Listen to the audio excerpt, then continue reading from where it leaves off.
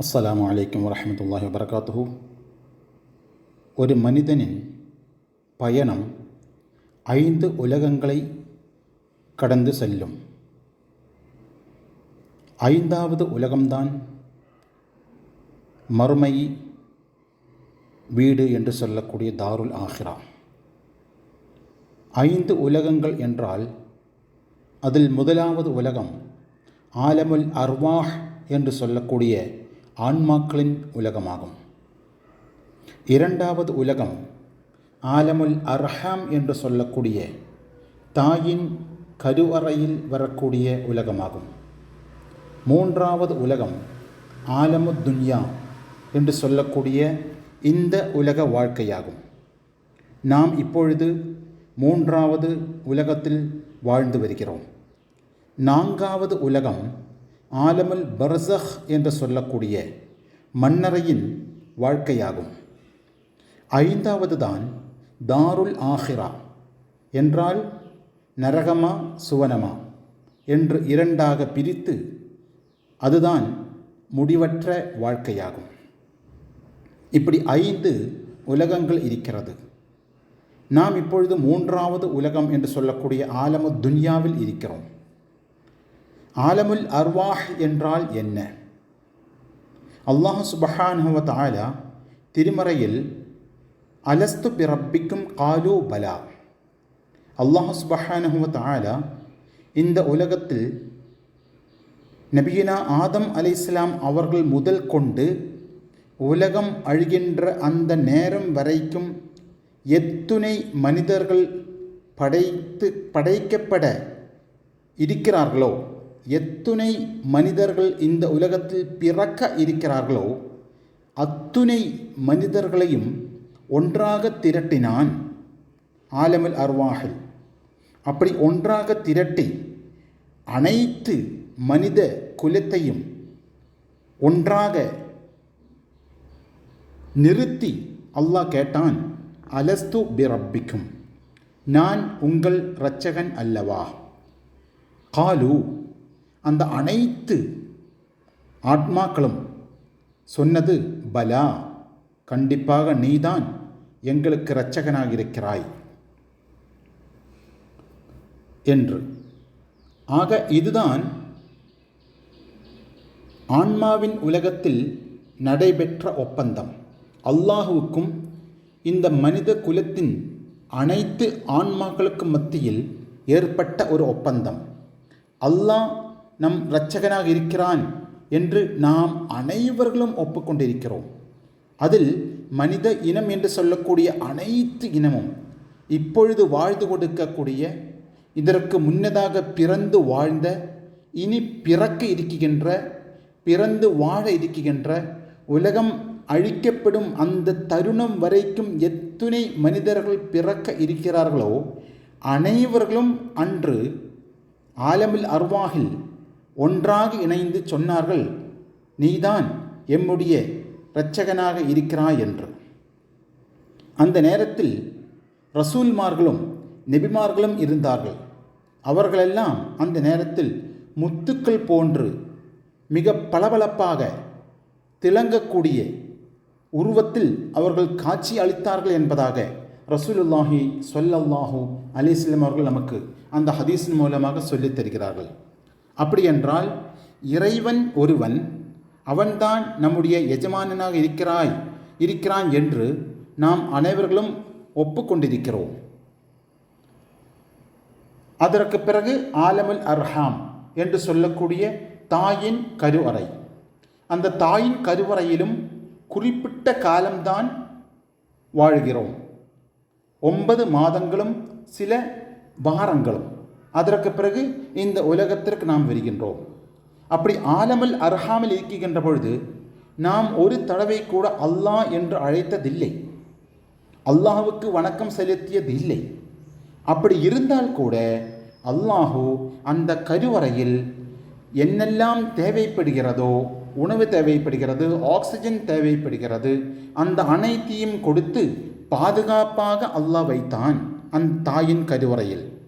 அப்படி தாயின் கருவறையில் பாதுகாப்பாக வைத்து நம்மை இந்த உலகத்திற்கு அனுப்பி தந்திருக்கிறான். அப்படி தாயின் கருவறையில் இருக்கின்ற பொழுது அவனிடத்தில் சொல்லப்பட்டால், இந்த உலகம் மிக சின்னதாக இருக்கிறது, இங்கே நீ தனியாக இருக்கிறாய், இந்த உலகத்திலிருந்து பூமிக்கு செல்ல இருக்கிறாய், அங்கே விசாலமானதாக இருக்கும், நல்ல மக்கள் இருப்பார்கள், தீய மக்கள் இருப்பார்கள், நீ இறைவனுக்கு வணக்கம் செலுத்த வேண்டியது இருக்கிறது. இது போன்ற செய்திகள் அந்த கருவறையில் இருக்கக்கூடிய அந்த நேரத்தில் சொல்லப்பட்டால் அவன் அதனை ஏற்றுக்கொள்வானா? அவனுக்கு நம்பிக்கை வருமா? கண்டிப்பாக வராது.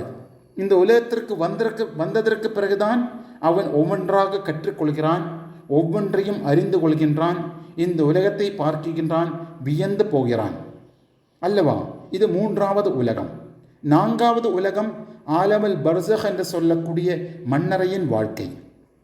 அதற்கு பிறகுதான் மறுமை வாழ்க்கை வருகிறது.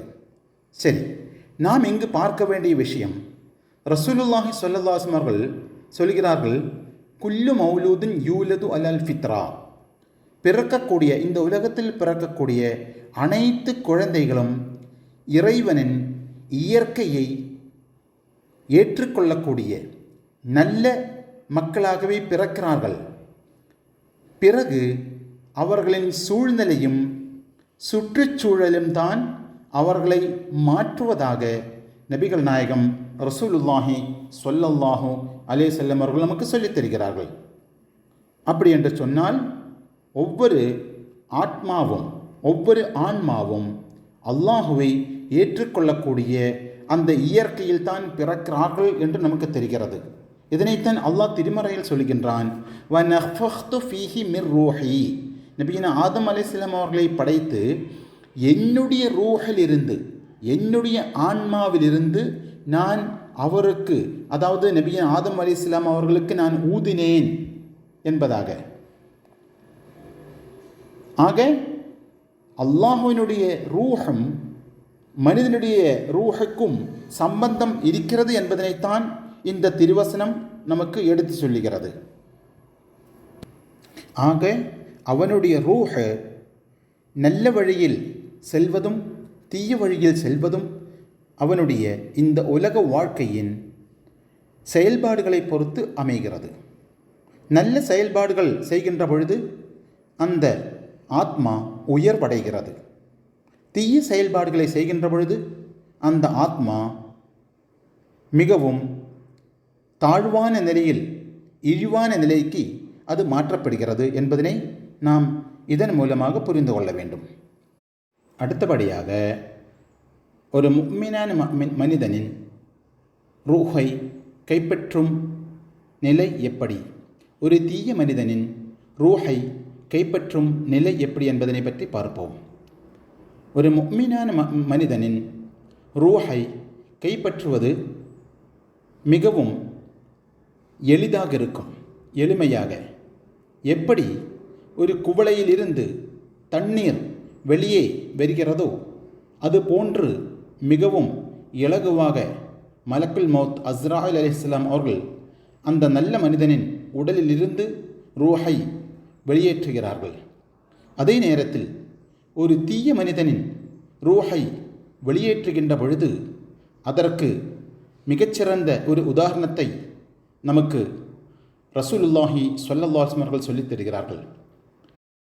நிறைய கொளுத்துகள் உடைய, கொக்கிகள் உடைய ஒரு கம்பி, அந்த கம்பியை பஞ்சு மூட்டைக்குள் நுழைக்கப்பட்டு அந்த கொளுத்து நிறைய இருக்கக்கூடிய அந்த கம்பியை பஞ்சு மூட்டையிலிருந்து எப்படி வெளியே கொண்டு வரப்படுமோ அதுபோன்று அந்த தீய மனிதனின் ரூஹை வெளியேற்றுவதாக, எடுப்பதாக ரசூலுல்லாஹி ஸல்லல்லாஹு அலைஹி வஸல்லம் அவர்கள் நமக்கு சொல்லித் தருகிறார்கள்.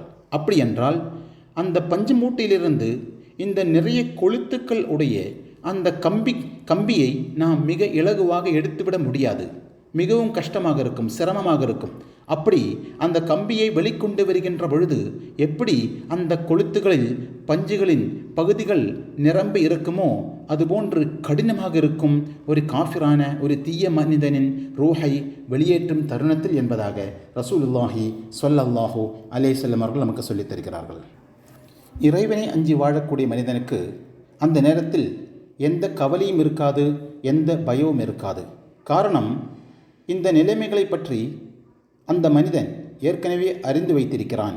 கபரில் கேள்வியுண்டு என்பதனை, சிராத் இருக்கிறது என்பதனை, மீசான் இருக்கிறது என்பதனை, மஹ்ஷரா இருக்கிறது என்ற அனைத்து விஷயங்களையும் அவன் ஏற்கனவே அறிந்து வைத்திருக்கிறான் அல்லவா? எனவே அவனுக்கு எந்த பயமும் இருக்காது, எந்த நடுக்கமும் இருக்காது. காரணம், அனைத்தையும் அறிந்து வைத்திருக்கிறான். அவைகள் ஒவ்வொன்றாக அவன் பார்க்கிறான். எனவே மகிழ்ச்சி அடைவான். அதே நேரத்தில் தீய மனிதனாக இருந்தால் அவன் கேள்விப்படாத, அவன் வாழ்க்கையில் அறியாத பல நிகழ்வுகள் நடக்கின்ற பொழுது பயமாக இருக்கும், நடுக்கமாக இருக்கும், பதட்டமாக இருக்கும் என்பதாக ரசூலுல்லாஹி ஸல்லல்லாஹு அலைஹி வஸல்லம் நமக்கு சொல்லித் தருகிறார்கள். பரா இப்னு ஆசிப் ரலியல்லாஹு அன்ஹு அவர்கள் அறிவிக்கிறார்கள், ஒரு நாள் அன்சாரி தோழர்களில் ஒரு தோழர் மரணித்து விட்டார்கள். அவரை நல்லடக்கம் செய்கின்ற தருணத்தில் ரசூலுல்லாஹி ஸல்லல்லாஹு அலைஹி வஸல்லம் அவர்கள் எங்களுக்கு விளக்கமளித்தார்கள். ஒரு சாலிஹான மனிதனின் ரூஹை கைப்பற்றுகின்ற பொழுது அந்த கைப்பற்றப்பட்ட ரூஹை சுவனத்திலிருந்து கொண்டு வந்த ஆடையில் பொதியப்படுகிறது. அப்படி அதன் நறுமணம் ஆகாயம் பூமி நிரம்ப அதன் நறுமணம் வீசுவதாகவும், இந்த ரூஹை வானவர்கள் ஆகாயத்திற்கு கொண்டு செல்வார்கள். அப்படி கொண்டு செல்கின்ற பொழுது உலகத்தின் முதல் வானம் அடைந்தவுடன் அங்கிருக்கக்கூடிய வானவர்கள் கேட்பார்கள், இது யாருக்குரிய ரூஹை என்பதாக. இன்னாரின் மகன் இன்னார் என்று சொல்லி அவர்களுக்கு இந்த வானவர்களுக்கு இந்த ரூஹை அறிமுகப்படுத்தி வைப்பார்கள். அப்பொழுது அங்குள்ள வானவர்கள் சொல்வார்கள், இந்த வழியாக கொண்டு செல்லுங்கள், இந்த வழியாக கொண்டு செல்லுங்கள் என்று ஒவ்வொரு வானவரும் போட்டி போடுவதாக. அப்படியாக இறுதியில் அல்லாஹ்விடத்தில் இந்த ரூஹ் கொண்டு செல்லப்படுகிறது. அப்படி கொண்டு சென்ற நேரத்தில் அல்லாஹ் சொல்லுகின்றான், உக்துப் அமால் அல் ஹசனா ஃபி இல்லியீன், அவருடைய நல்ல அமல்கள் அனைத்தும் நீங்கள் இல்லியீனில் எழுதி வையுங்கள். அல்லாஹ் அந்த ரூஹை ஏற்றுக்கொள்வதாக. அதற்கு பிறகு வானவர்கள் அந்த கபருக்கு மண்ணறைக்கு திருப்பி கொண்டு வருவதாக ரசூலுல்லாஹி ஸல்லல்லாஹு அலைஹி வஸல்லம் அவர்கள் நமக்கு சொல்லித் தருகிறார்கள். ரசூலுல்லாஹி ஸல்லல்லாஹு அலைஹி வஸல்லம் அவர்கள் நமக்கு சொல்லித் தருகிறார்கள், ஒரு முஃமினான மனிதனை கபரில் வைக்கப்பட்டவுடன் அழகான ஆடை அணிந்து அவருடைய வாழ்க்கையில் இன்று வரை பார்க்காத மிகவும் அழகான ஒரு மனிதன் அங்கு வருகிறான். அதனை பார்த்த இந்த மரணித்த மனிதர் கேட்கிறார், நீங்கள் யார்? நான் உங்களை இதுவரை பார்த்ததே இல்லையே என்று சொல்கின்ற பொழுது, அன அமாலுக்கல் ஹசனா, நான் தான் உம்முடைய நல்ல அமல்களாக இருக்கிறேன். நீ செய்த ஹஜ், நீ செய்த சகாத், நீ செய்த சதகா, நீ செய்த நோன்பு, நீ செய்த தொழுகை என்று அந்த அழகிய மனிதன் பேசுவதாக, இந்த கபர்களுடைய வேதனைக்கு நான் பாதுகாப்பாக இருக்கிறேன் என்பதாக அந்த மனிதன் சொல்வதாக.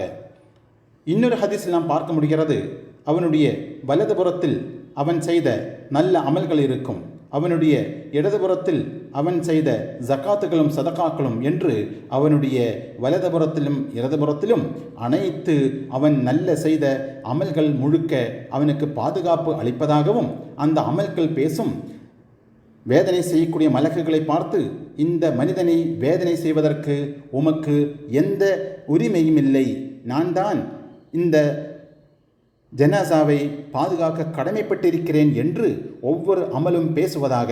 அப்படி அந்த வேதனைக்குரிய மலக்குமார்கள் மன்னரை விட்டும் திரும்பிச் செல்வதாக வேறு ஹதீசுகளில் நம்மால் பார்க்க முடிகிறது.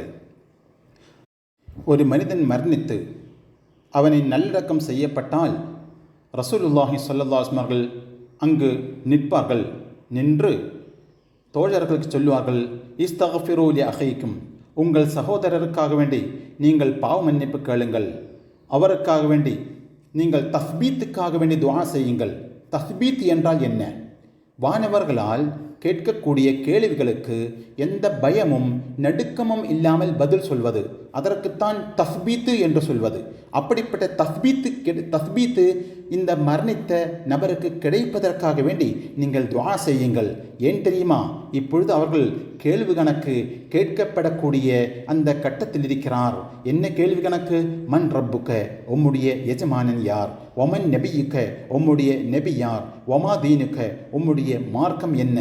இது போன்ற கேள்விகளை அந்த நபர் இப்பொழுது கேட்கப்படுவார். எனவே அவருக்காக வேண்டி நீங்கள் பாவ மன்னிப்பு கேளுங்கள் என்றார்கள் ரசூலுல்லாஹி ஸல்லல்லாஹு அலைஹி வஸல்லம் அவர்கள்.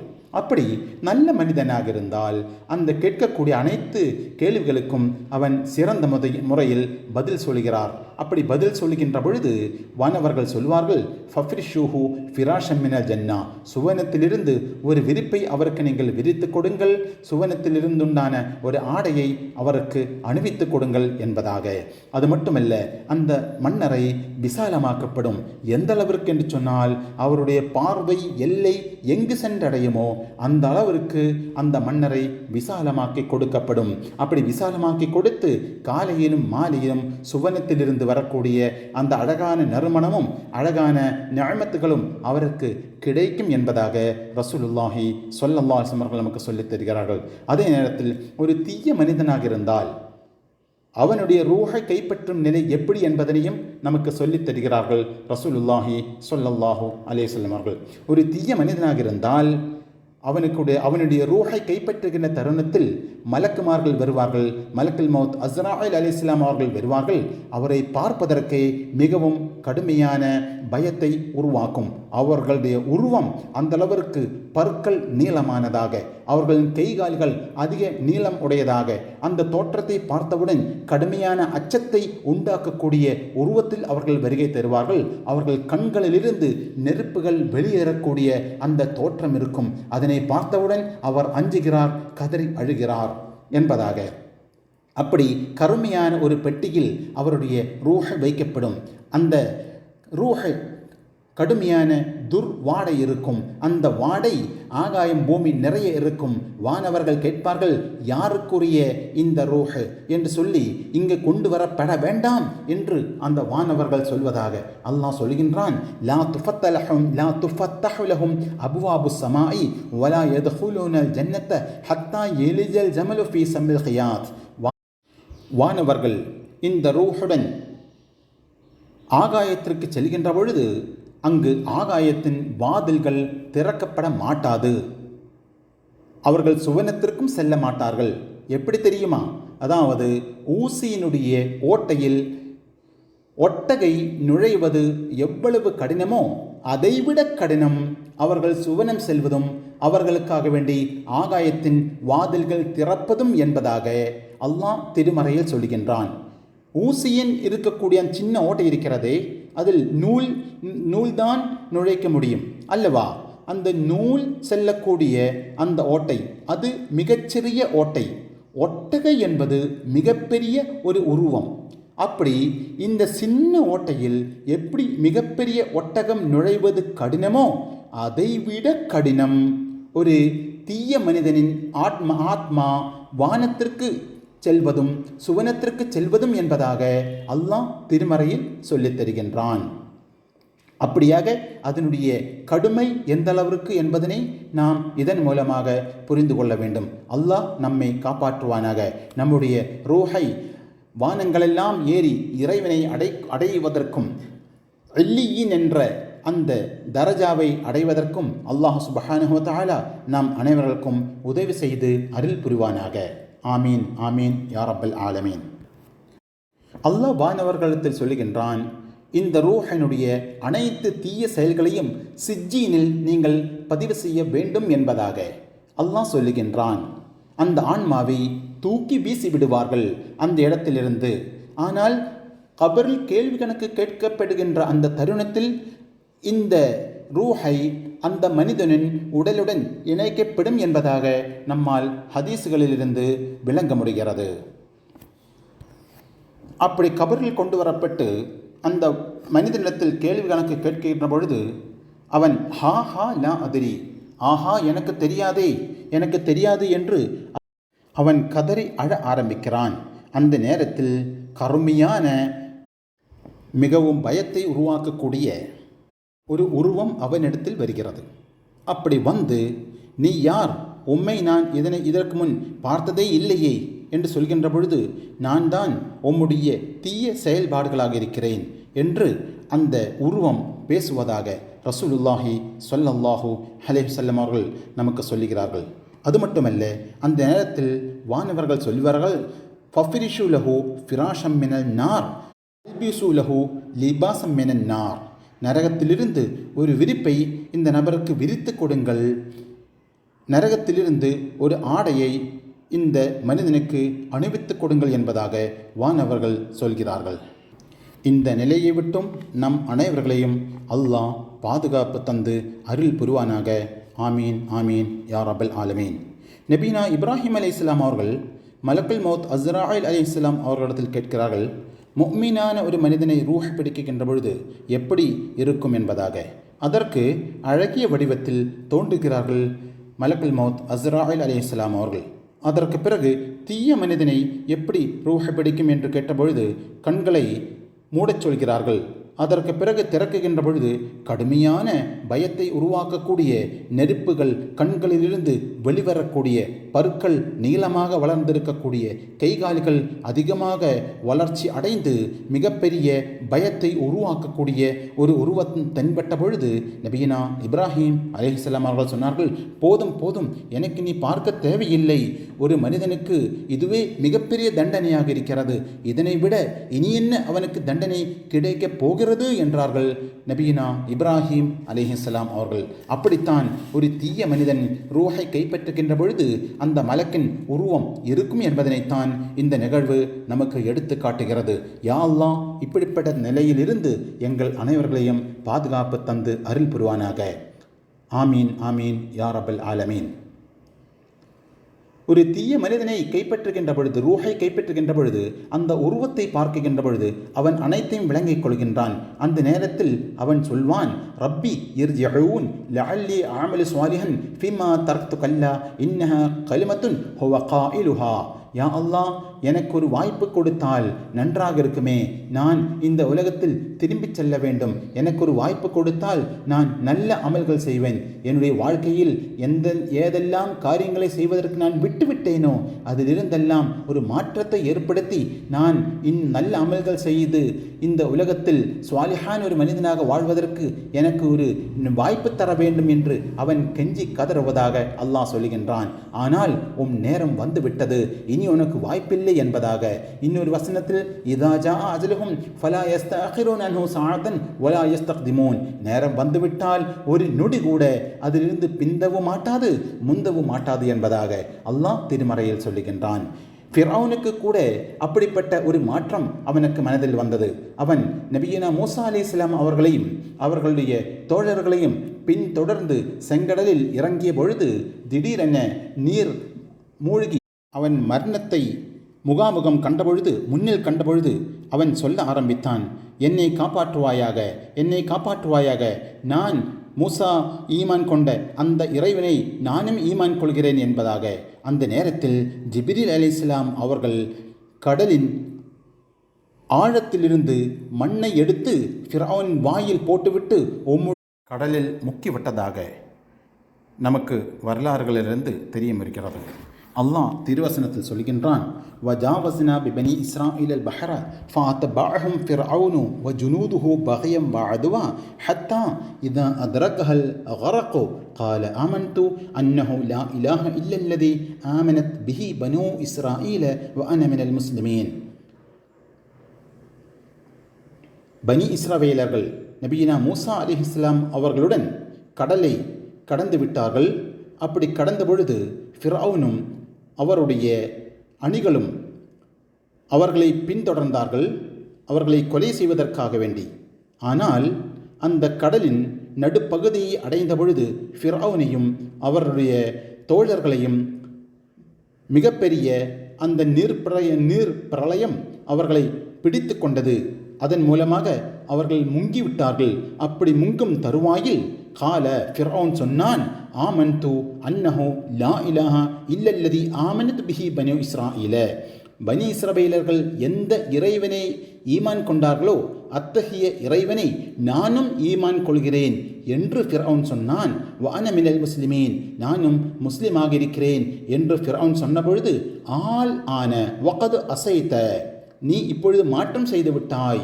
இதற்கு முன்னதாக உனக்கு பல வாய்ப்புகள் கிடைத்தது, ஆனால் நீ அதனை ஏற்றுக்கொள்ளவில்லை. மாறாக நீ இறைவனுக்கு மாறு செய்து விட்டாய்.